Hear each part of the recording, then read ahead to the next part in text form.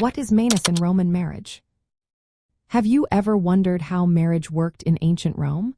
One key concept that played a significant role in Roman marriages is Manus.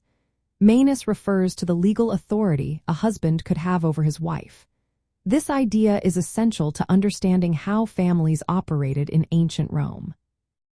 The word Manus translates to hand in Latin, symbolizing control or authority. In Roman law, this term described the power a husband could exercise over his wife. It was similar to the authority a father held over his children, known as patria potestas. When a woman married with Manus, she left her father's legal control and came under her husband's authority. This meant her husband managed her property, and she became part of his family for legal purposes, including inheritance. There were two main types of marriage concerning Manus: cum Manu and sine Manu. In a cum Manu marriage, the wife was legally under her husband's control.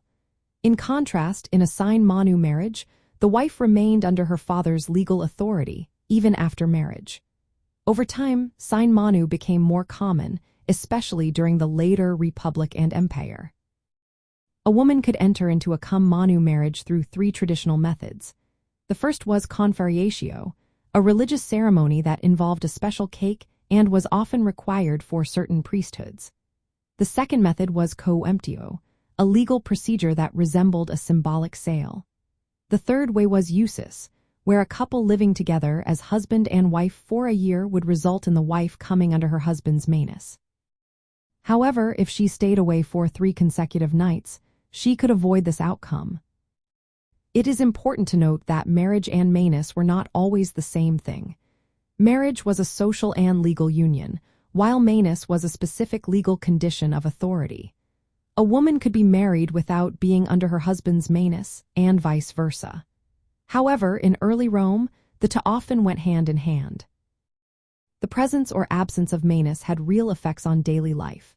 In a cum Manu marriage, the husband could manage his wife's property, and she had rights similar to his children regarding inheritance. In a sine Manu marriage, the wife's property remained under her father's control, and she could inherit from him. Divorce was also influenced by this concept. In a cum Manu marriage, only the husband could initiate divorce, while in a sine Manu marriage, either party could end the marriage. Understanding Manus helps clarify the legal and social dynamics of Roman family life, including property rights, inheritance, and divorce. This concept was a key part of how relationships were structured in ancient Rome, shaping the everyday lives of its citizens.